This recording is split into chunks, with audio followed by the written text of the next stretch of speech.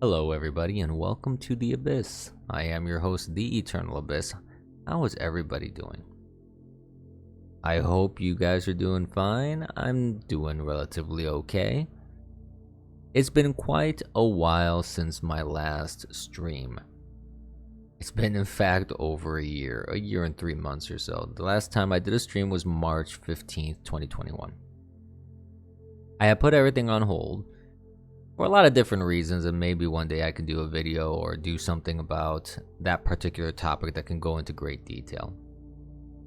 But one thing I want to just preface and just provide a disclaimer before I proceed with this video is that this is not going to be a fancy production. I'm not going to be editing and chopping this together to remove my ums, my thoughts, my pauses, things like that. I'm doing this in the vein of my live streams where I went live and I just expressed my opinions and my thoughts.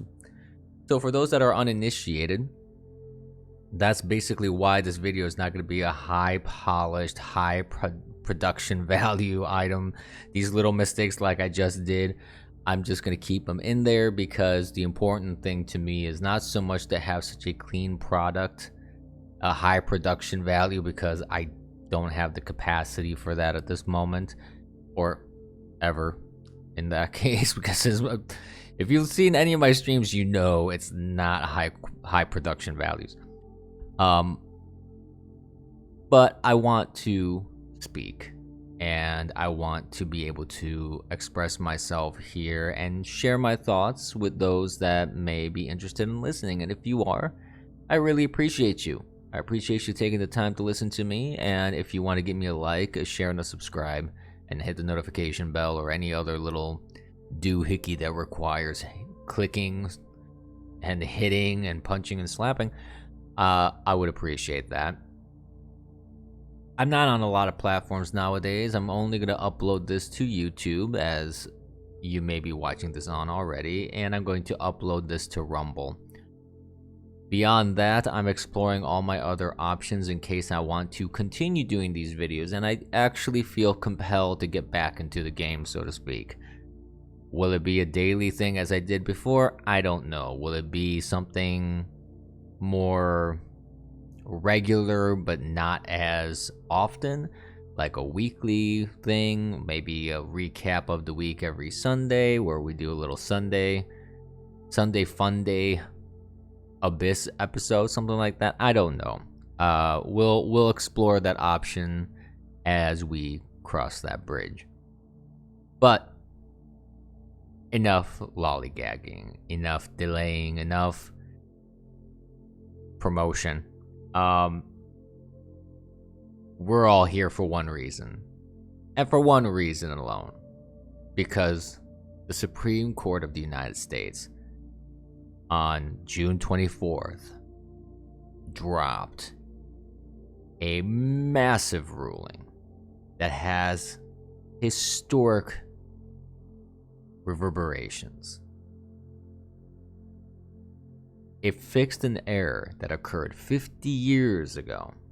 We're talking about, of course, Roe versus Wade. Now, for those that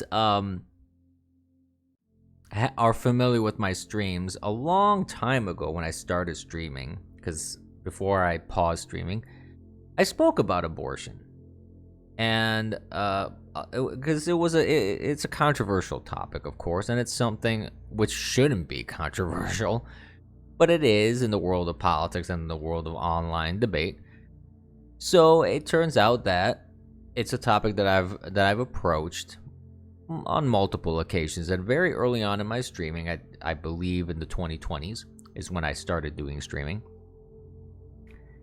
You have there is a video, I believe it's the third official episode of my stream, where I actually go through a lot of arguments and topics relating to abortion, and I talk about different things. I talk about the medical aspect of it. I talk about the legal aspect of it. I talk about the legal fiction that was used to justify Roe versus Wade.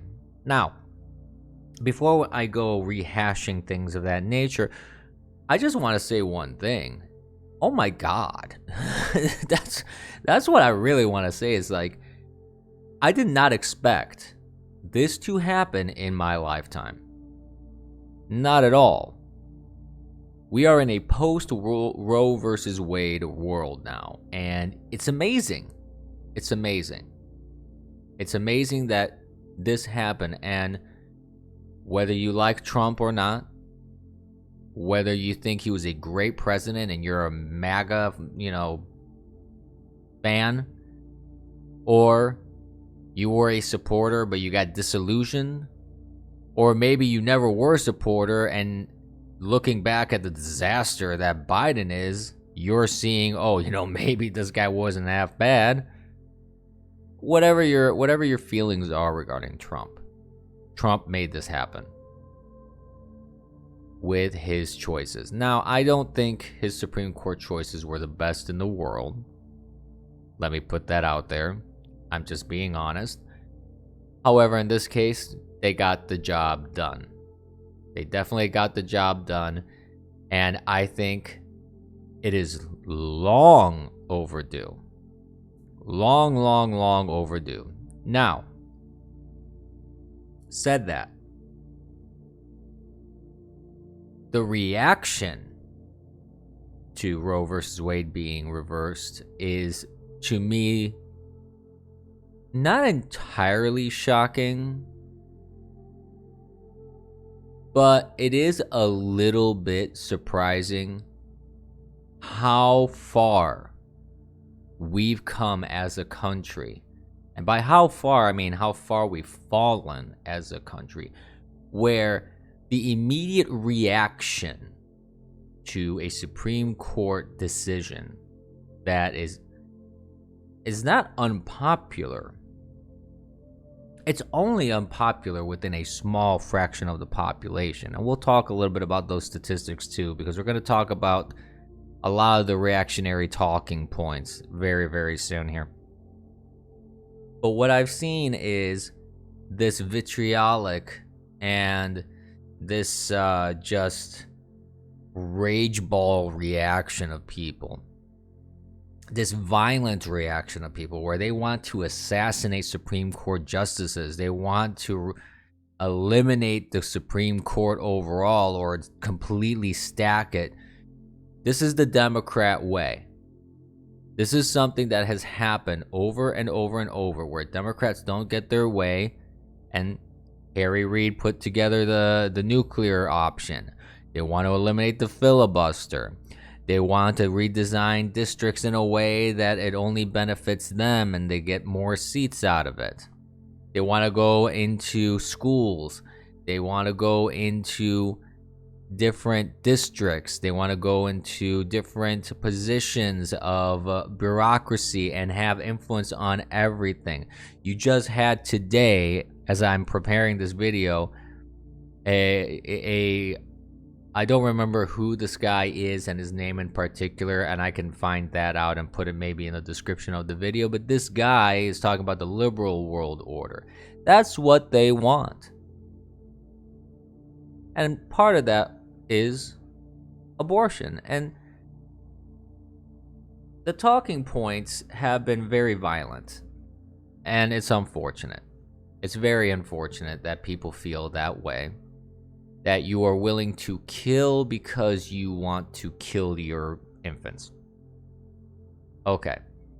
So, that is one ridiculous talking point. So let's go through a couple more of these that I've seen online. You had people that talk about body autonomy a lot. Okay. So, I have one question for everybody that says my body, my choice. Did you agree with my body, my choice when it came to the vaccine mandates? Because if you agreed with that, if you agree with my body, my choice when it came to vaccine mandates, then maybe you have a leg to stand on. If you don't, I'm sorry. You have nothing. Another thing that I saw were people talking about, women's rights, women's body, women's this, women's that, women this other thing, and we just have a Supreme Court justice that was sworn in who can't even define what a woman is. So my question number 2 is, can you define a woman? Because if you can't define a woman, it's very difficult for me to believe that you have authentic outrage over this issue. You're gonna have to tell me what a woman is. And okay, fine. Some people may say these are a little bit facetious. All right, fine. Let's go over some more substantive items then. For example, Ruth Bader Ginsburg.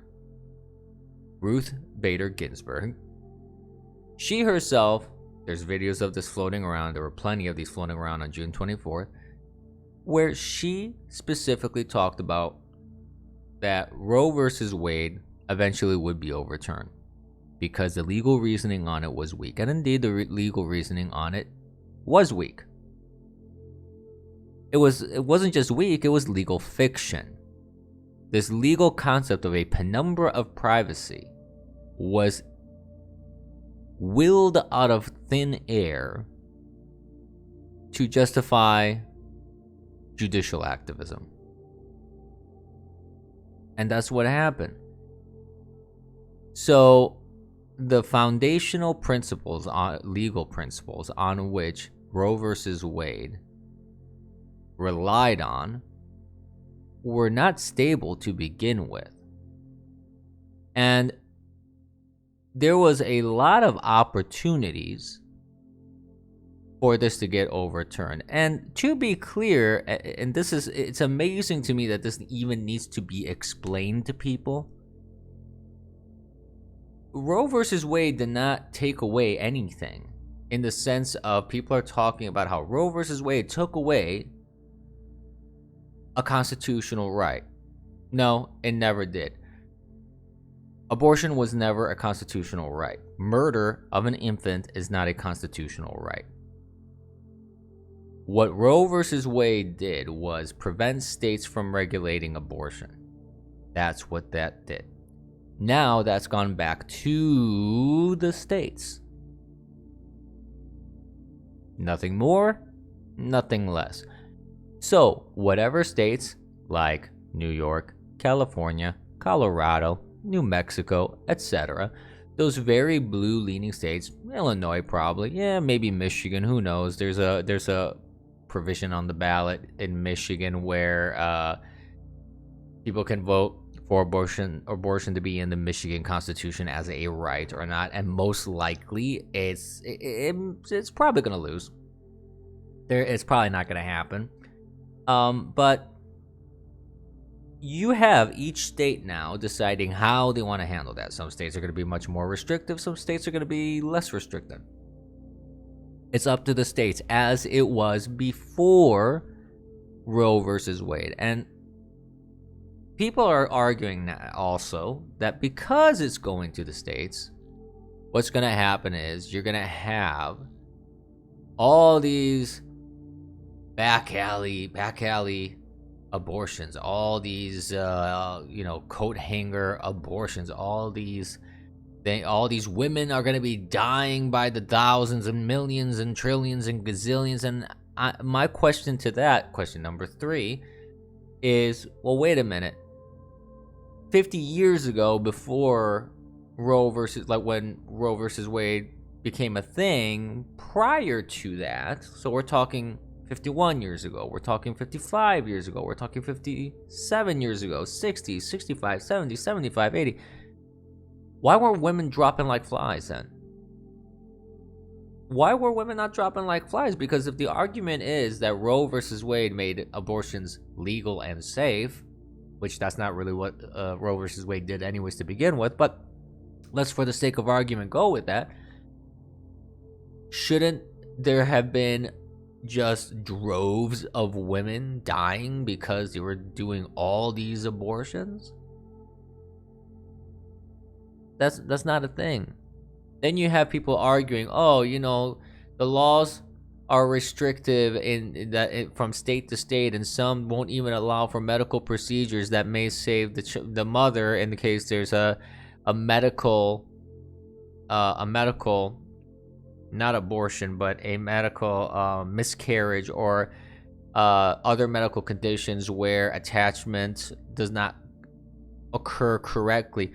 That's an actual legitimate medical issue. That's a miscarriage.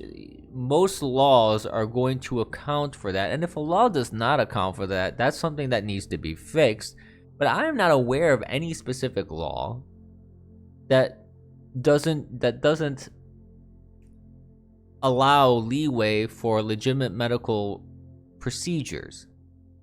Abortion is not a medical procedure in the sense of it is not a procedure that is required for a medical purpose except for the removal of an unwanted pregnancy.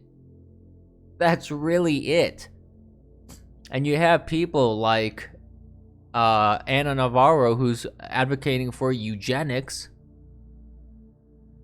and that's just perplexing, if not outright disgusting. So it's like, okay, why is that even an argument? That's not a valid argument in any shape, way, or form. But moving on, because I have no intention of wasting any time thinking about people like Ana Navarro. So you have also people touting statistics saying most Americans want a legal abortion.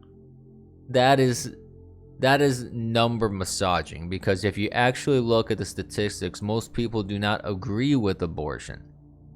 In the sense of, if you look at what people agree with, if you just generally say, do you think abortion should be legal? Which it still is, first of all, so that's even a misnomer of a question, but let's go with the silly question, do you want abortion to be legal?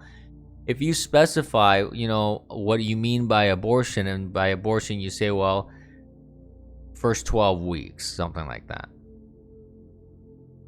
then you would say, most people would actually say, no. Anything beyond that, nobody agrees with. Most people do not want abortion up until birth. They do not want tax-funded abortion. They do not want abortion anytime, anywhere, for any reason, no questions asked. Most people, when they do want abortion, they would say with limitations. And speaking of limitations, then you have people talking about like, oh, I'm going to go to Europe. I'm going to go to Europe. Or you have people like the Billy, whatever his face is, Billy Armstrong is the singer from Green Day. He's saying, I'm going back. I'm renouncing the American citizenship. I'm going to move to Europe. And he wants to go back to people want to go back to Canada or whatever. Yeah, you know that Europe, actually, if you paid attention, actually has more restrictive abortion than places like New York and California have. Because you have like a number of, you can't do an abortion after 14 weeks, 12 weeks, something like that. They have plenty of restrictions there, and there are more restrictions that they have in place than most places here in the United States. So if you're going to go to another country, you may want to actually do a little bit of research and just know what the hell you're talking about. That's just my recommendation. The other thing, speaking of restrictions and things like that, because of this reversal, now you have companies that say, oh, we'll pay $4,000 for you to go murder your baby and then come back and be productive at work within 2 days. Gee, I guess it's much cheaper for companies like Google and Disney to just drop $4,000 on someone instead of spending more money for maternity leave or paternal leave, things like that, family leave. Is that really how companies view their employees, that they're so disposable that they just want them to be at work at their beck and call, their little slave labor, essentially? I find that quite surprising that the party of unions and the party of workers' rights and things like that are really not concerned about that kind of stance. That's very shocking to me, to say the very least. So then what else do we need to talk about when it comes to abortion? I mean, there's so much stuff and so much garbage that was on social media when it came to this thing that I could sit here for hours going through each and every one. But the biggest thing that I want to talk about has to do with the fact that we're talking about an infant. We're talking about a human being. We're talking about life. Life starts at conception. Okay? And because life starts at conception, that is where the major issue lies. You can't just go murdering infants for contraceptive purposes. You just can't.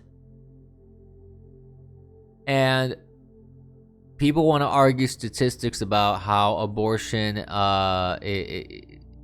is for cases that are exceptional, medical, or rape or incest or things like that. It's nonsense.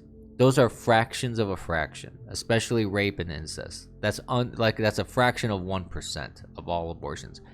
The vast majority of abortions, over 80% of all abortions, are contraceptive. That's it. It's lifestyle. So they know this. We know this. Everybody knows this. So they can argue till they're blue in the face, and it's not going to change a damn thing. You're murdering an infant. And that's what it boils down to. So, like I said, this isn't a very high frills video. This is very much similar to how I do my streams, how I did my streams. And I'm considering just continuing on with this, continue with the streams and videos, and we'll see. Maybe I'll go back to live streaming. I don't know. We'll check that out. We'll see what kind of interest and viewership I get out of this. But I want to thank everybody. I want to thank you guys for listening to me rant about Roe versus Wade and all the vitriol that was on social media and everything like that. I want to thank each and every one of you. I would recommend to please share, subscribe, like. The more encouragement I get, the more reason I will have to keep going and doing this. And your support is invaluable, and I appreciate it. Thank you so much. And remember, kids, don't be complacent.